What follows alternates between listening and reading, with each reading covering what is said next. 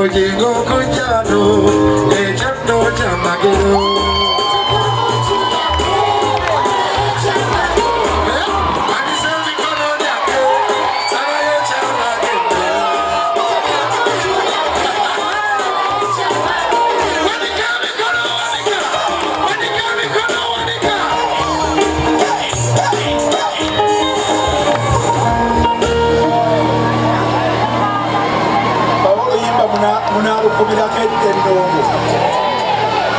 Imana dusengera ku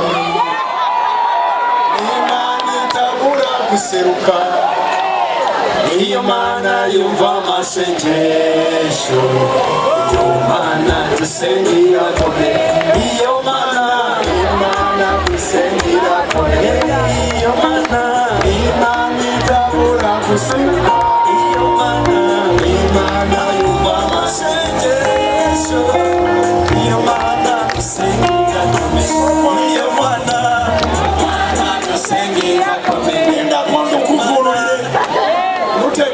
Katonda gwetusinza munywevu Katonda gwetusinza munywevu Ye Katonda Adamu esala Katonda gwetusinza munywevu Imana dusengera kumi Imana itabura kuseuka Imana yumva amasengesho Imana dusengera kumi Imana dusengera kumi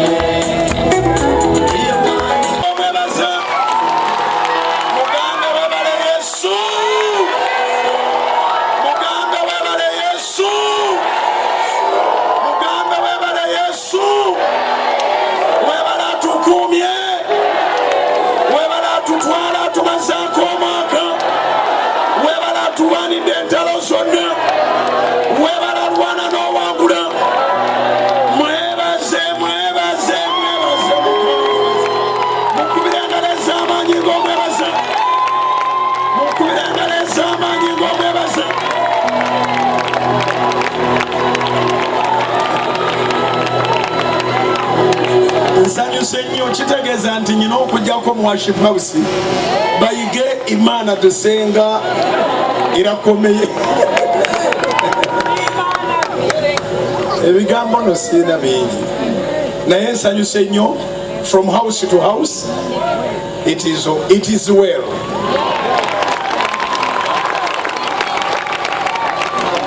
worship house of prayer okusookera erinnya lye lyeyitibwa teryali bbi naye Mukama waffe yagamba nti temumanyi ng'ennyumba yange eneyitibwa nnyumba yakusabirangamu kati mwe mugifudde empuku y'abanyazi. It's all about house to house. It's a house of prayer, it's a house of praise, it's a house of worship. Mugembe muganda wange ddala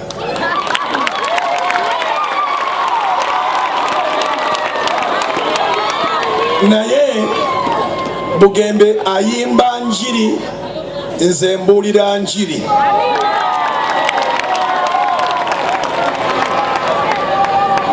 Katonda buli kintu alina ekiseera kyakyo. Bwe yatusisinkanyiriza era yalabye nga wajja kubaawo ka break ka Christmas tusobole okutambulira ddala ewamu wabula nga tetwawukanangako naye ate namwagadde nnyo engeri gy'abala emyaka n'ennaku z'omwezi yeetaaga omubeezi amuyambeko okukwatanga ennaku ezo. Nsanyuse nnyo Wilson okunyaniriza wano era mpulira omukisa gw'empeereddwa nga gw'amaanyi nnyo okubeera ku ttaka lya worship house e Nansana.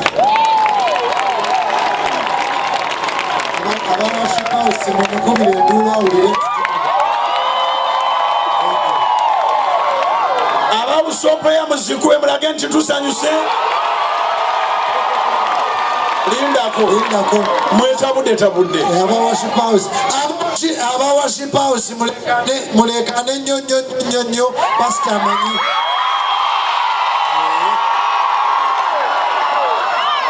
banange worship house twagala mutwetekulemu bulungi mulekaane nnyo mumale tutandike.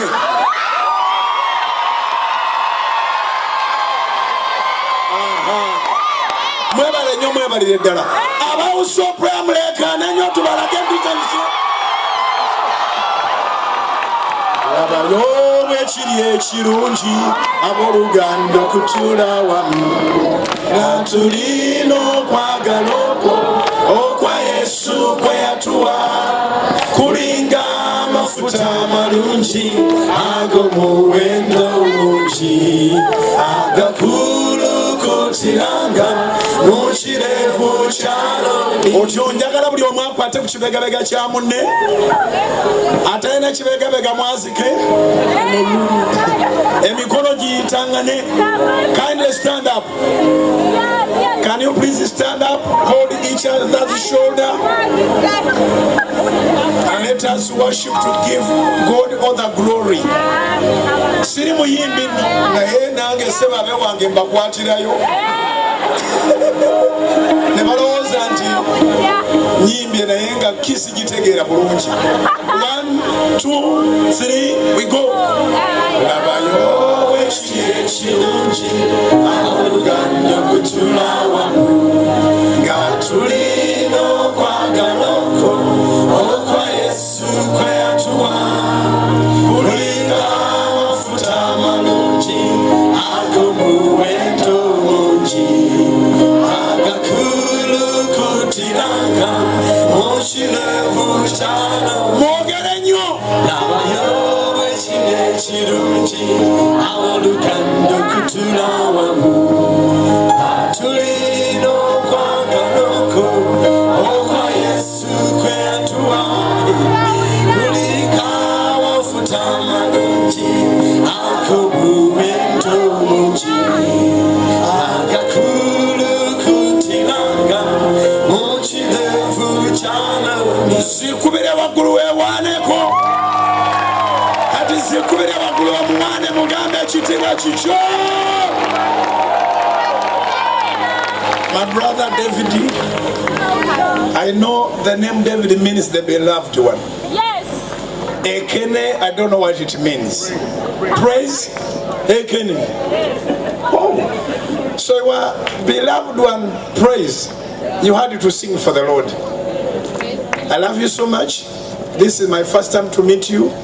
I love your song, and we play the song in House of Prayer. And we love you, we respect you.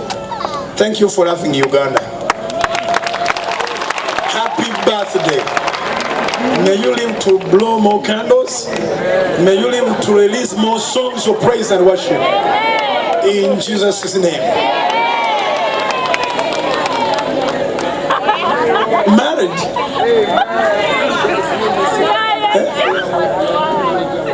Birthday yani kubabili. It's your birthday. Irene. For you we have to sing. Happy birthday to you. Happy birthday to you. Happy birthday, dear Irene. Don't you worry, we are not going to ask for your years. Give the Lord my dance of praise. Musumba Bugende, mpulira essanyu, mpulira eddembe okubeera wano. Sirinzeka, natambudde n'omusumba Francis Victor Mtaawe Sensaamu. Omusajja ono natandika okukwatagana naye mu 2006 nga nange sirina bwendi.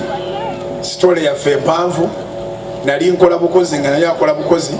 Bakama baffe ne basooka goba ye, ne mugamba jangu wembeera w'oba obeera. Mulabye nga afuuka omusajja, mulabye nga awasa Florence wasigaddeyo, mulabye nga awasa Florence, mulabye nga azaala abaana tanaba kufuna balongo bagatte bapanga bagatusoosole tubale. So omusajja ono mukozi, mpeereza naye mu njiri, naye ate ennaku zino yakola ne kampuni y'engato eyitibwa divine zenkofiro beda zeyetaddeko bagimugyeko agirekeyo bwoba ogigabye bwenjogera ekigambo kimala. Omukyalo ono naliwo ku mbaga nembalabako nembasabira omukisa bazadde bazimbye mu kibuga ne mu kyalo bevuga bakoze amakampuni. So I'm so happy and proud to live with you and to introduce you to Pastor Bugembe. Mukali yako buli kale ntambule n'abalala bangi basigaddeyo eri. Ntambule ne Susan Makula,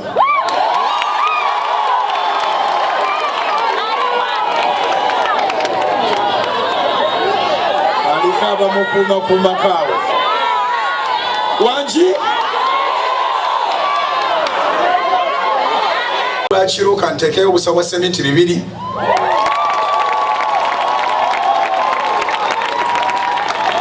Oba oyagala kashi agula sementi ng'ombuulira, oba oyagala ndeete tipa ya sementi eyingire wano, ekinayanguwa kyekijja okukoleka. Naye era bwe naakomawo ng'obudde bwa misana era nja kwongera nzimbe. Kati tusooke tukwatagane tuzimbe neggwe.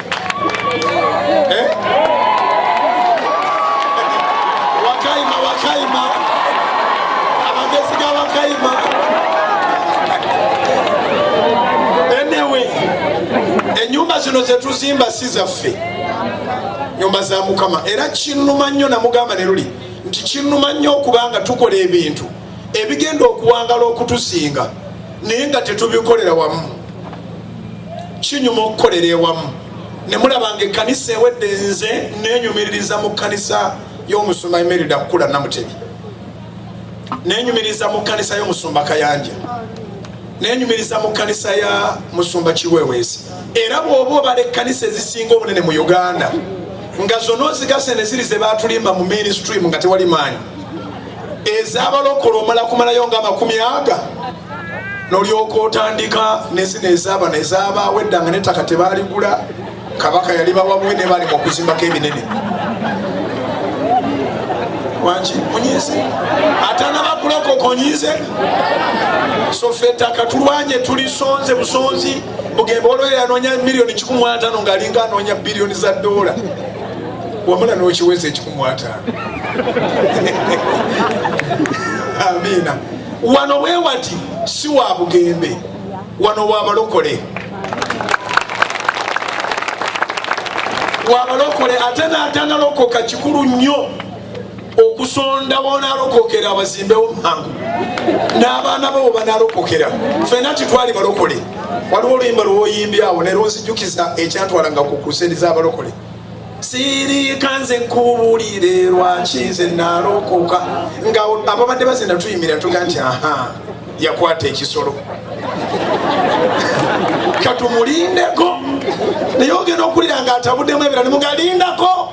Watugambye tumuwulira lwaki walokoka ate nga togamba mbu bwe yayitako waffe nalokoka kiki kye wali okola. Twali interested mu kuwulira ebibi by'abalala nga naffe tuli boonoonyi. Kati ffe ababeeranga eri nga tuwulira sirika nkubulire lwaki nalokoka. Kati tuli munda mu kyaki ffe tuweereza Mukama. Olwekyo atanalokoka wulira emirembe naye bw'owulira okusonda sonda ekkanisa ezimbibwe lumu olireeta kitawo n'asabirwa oba maama wo oba omwana wo oba ggwe kennyini ensi bwekukuba mu kyakyojja. Tetuwaliriza muntu kulokoka. Era njagadde nnyo enkola ye y'okuleeta abaana abatanalokoka ne batakakibwa, kubanga Yesu ayagala abakooye era abazitoowereddwa abo bawummuza. Abantu bano abajja ne muga nti lokoka nga tannakoowa era ogenda olaba nga apuluse azeeyo asitudde. Ebigambo byange njagala bikomaawo naye mbadde nsaba mwimusa emikono. Katonda yaŋŋamba nsirekangayo bigambo nga sisabye ffeva.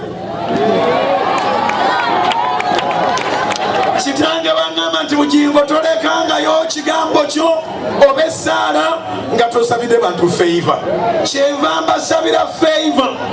The favor that attracts miracles like a magnet. Irresistible favor. The favor that none of your adversaries can be able to contradict or resist. in Jesus' name. Katonda abawa omukisa okuva mu nsonda zonna, ogw'omasekati, okuva eri Kitaffe n'Omwana n'Omwoyo Omutukuvu, omukisa ogutaliiko obuyinike gutwale. Katonda abafuula akalango. Bishop atubuuzeeko mu maaso go. Ku Sande eno ng'ennaku z'omwezi 29 bajje basabireko okukana n'olimba tulimbire wamu. Kekapapula kenfunye wano kemulabye ensomako. Saagala mugambe temmotoka ya Bugembe bagiwadde eze n'ekyenfunye kisinga emmotoka. Nfunyeemu omuntu nga tava wano ng'ava Nigeria. Sunday, which is tomorrow. It is already today. Tugende ffenna. We go together. We are about to get to one. But you are most welcome. You are welcome. I just wanted to reply and to testify among these many Christians. You are welcome with your team.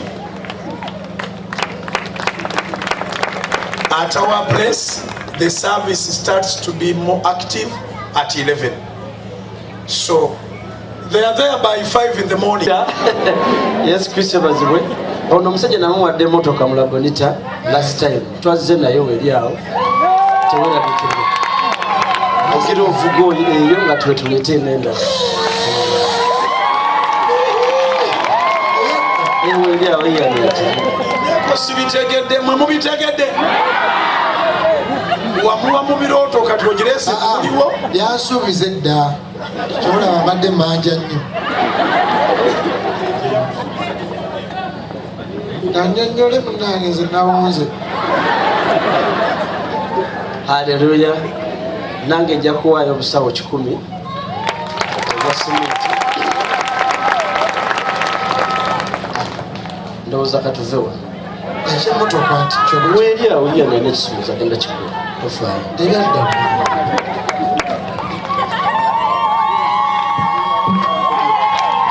Motoka twanze nayo. Weri awo Namwe munsanyukireko.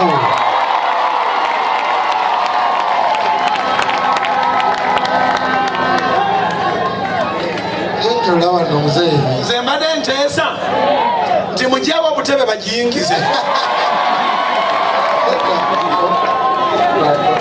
Obadde onyonnyola muzeeyi. Neyanziza Anti okuva owedda ku misana wangambye tolina motoka. Netusalawo tukuleetera emotoka ogira okozesa eyo nga eri gye nakugambye entuufu nga bwejja. Bwekinaaba kisoboka, bwekinaaba Mukama atukoze bulungi naye tujja girekawo tuleete n'endala ate.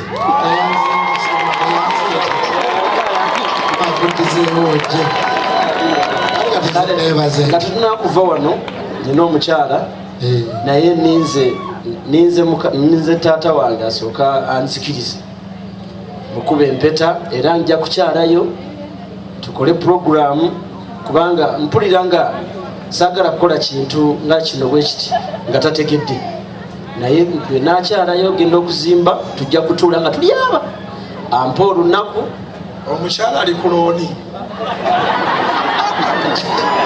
Tali ku looni naye mpulira nga njagala akibeeremu. Bw'anaakibeeramu nja kufuna omukisa mu bufumbo bwange.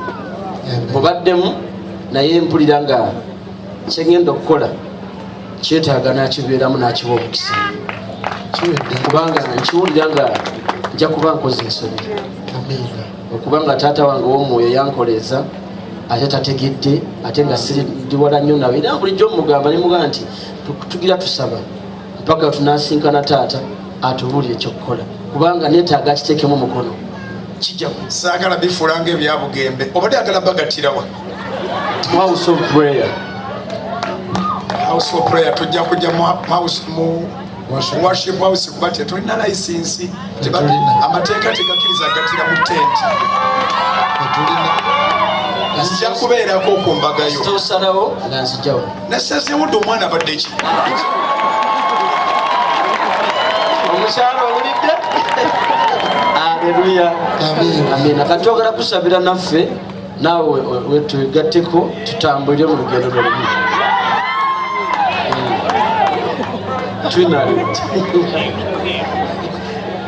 Sebujjanga Muzumba Captain Sokojjewa Haleluya tugenda kusabira naye nga taata yali tigisa sinaba kutegera tusaba sala ki ndoza mukyala waliwo banayagala omusajja omulungi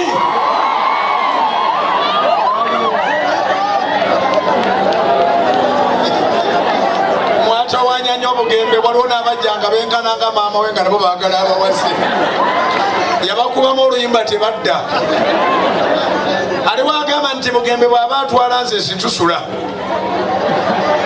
ate mweyisaako muliddwayo wadde omukono ogumu tebaliyo esaala gyensaba ebiro nga bituuse kubanga ye Katonda ow'ebiro n'ebiseera mu linnya lya Yesu owase not under any pressure whatsoever Katonda nga baali omulamero w'ebyewuunyo mu biseera ebituufu akufunira omukazi atali kulabya nnaku akufunira omukazi alizaala abaana abali mu ndaayo ababuulizi b'enjiri abayimbi abanaatwala mu maaso olukoba lw'okubira Mukama Bayibuli egamba nti tumukubire enkoba endongo entongooli ennanga tumuyimbire ennyimba ez'amagezi oyimbye ennyimba ez'amagezi ziri mu poliisi ziri mu magye ziri mu bantu ba bulijjo abantu bangi abakyusiddwa Katonda akwongera ennyimba wakulira mu nnaku essaala yange egamba nti omukazi yenna anaakulabya ennaku ne bw'obanga omusiimye otya Katonda amubuzeewo mangu aleete atali kulabya nnaku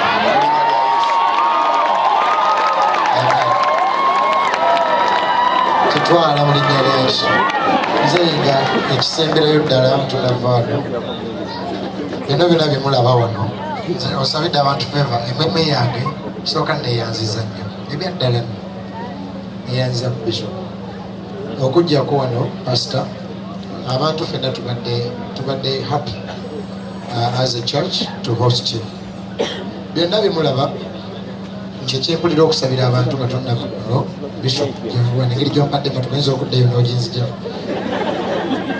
nze njala byonna bye tulaba Crosshouse wano Katonda yayogera nange nagamba ngenda bakyalira mumenyewo ekkanisa mugaziye lumu tuli kulamuza muzeeyi kakati olwaleero nze mbadde wano nga nyimba naye nga ninga aloota kubanga Katonda yayogera naffe ebigambo ebinene ennyo era ekkanisa eno erabye omukisa omunene nnyo kubanga abasajja bonna n'abakyala b'amaanyi wano balinnyeewo n'abatannajja bajja kujja lumu nalootako nga ne batindijeks tuli nabo wano kaakati nsaba buli muntu yali aloose ekirooto ekirungi oyimirire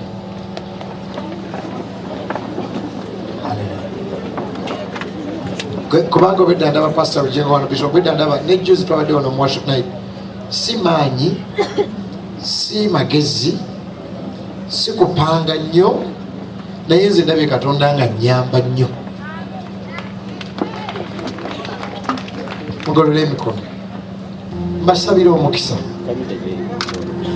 obedda ndi wano nga tuseka tulaba bapasita Bujengo wano tulaba babishopu tulaba naliko wano lumu nendaba bapasita Kayanja nga bazze bapasita Gariskina nga bazze pasita Patience lwabo ndabye abantu mu kyaki googo tofuluma nagwo nabyo nsabira n'ababodaboda mwenna abali eyo abali ku social media abali ku pages zaffe eza church abali ku salt abali everywhere I pray in Jesus name oba oli mulokole batoli omukisa gwa Katonda gukwambale ng'olugoye ebizibu byo lino ettaka lya Katonda era yalironda era kyenvudde nsaba buli ava ku ttaka lino ebipali endwadde ennaku amaziga bisiraani kwewola makomera bisikolimo mabanja byonna tofuluma miryango gino nabyo mufulume n'omukisa kubanga mulese emirimu gyammwe ne musasula sente abayimbi mwenna ne bano ba Spice Diana abazze badokita ba suspect mwenna ababadde wano abaana ba media mwenna abanikate abadani ba Peter ba Kafuko basabira aba live wire ababukedde aba sorot aba dream So many media stations here. May the Lord bless you. I'm recording so many folks that are here. May the Lord bless you. May the Lord increase you. May the Lord favor you. Buli muntu alese emirimu gye nsaba 2 era olidda mu concert eno ng'oli mulamu naye nga favor Pastor Bugingo gy'asabye wagifuna ate nga na buli kirooto ekirungi kye wali olose kirikubeereko. Eyaloota nga bana ssente, eyaloota nga ali ne bakabaka, eyaloota nga ali mu nnyonyi, naawe yaloota ebirooto ebibi nga birangira kufa na kuswala. Gamba fayo emirundi 7, ogwokubiri, ogwokusatu, kyoki ogwokuna, ogwokutte ku mutwe, ogwokutaano, 6, ogusembayo fire in Jesus' name. And God's people said, Nabekanga ogenda kusula naffe nga 3 mulumu, ogenda kusula naffe. Amen. Bishop kayimba kikosinga okwagala. Pastor. Did you know Pastor Bugingo? Until I met him, I didn't know he has a very serious sense of humor. He's so free, and that's very good, Pastor. Lumuna lote chiroto nga abasumba be Uganda bonna batudde wamu nga baagalana. Era Pastor Bugingo nze bwe nalabye kino ne mmanya nti 2020 gogenda kuba mwaka mulungi. Abekanga weesonga olunaku lw'eraba abasumba bonna nga baagalana. Nga obutakkaanya buweddewo ng'okwenenya ng'eyakosa Pastor Bugingo amwetondedde ne Pastor Bugingo gwe yakosa amwetondedde, nange gwe nakosa nga mwetondedde. Tuwanike emikono Mukama, tugatte emikono muzeeyi wetu. Tusaba tekiri nti Pastor Bugingo talina nsonga, alina ensonga. Tekiri nti abalala tebakosebwa, nabo bangi bakosebwa. Ffenna tukosebwa, ffenna no one is perfect. Tukusaba Ayi Katonda owe abasumba ba Uganda okwagalana obumu. Owulidde Dr. Hildeman ng'agamba nga mwansanyudde ne Pastor Bugingo ayibulima nti labayo bwe kiri ekirungi. Mukama nsaba 2020 kutuwe omwaka ogwo guzibuwalire nnyo ababi, guzibuwalire nnyo abatemu, guzibuwalire nnyo abalogo. Abantu bangi badde gy'oli balaba omusana, ebiro bituuke nga Pastor Bugingo ne Pastor Kiganda ne Dr. Serwada ne Pastor Bugembe ne Pastor Kayanja n'abasumba bonna ne Pastor Senyonga nga basobola okugamba wankosa naye nkusonyiye, nange nakosa naye onsonyiye. Tusaba amaaso gaffe gatunule ku lunaku olwo, tetufa, emitima tegiziba, n'amatu tegaziba, n'amaaso tegakoma tegaziba paka nga tulabye ebirungi. Ebiro biridda ne tuseka ne twaga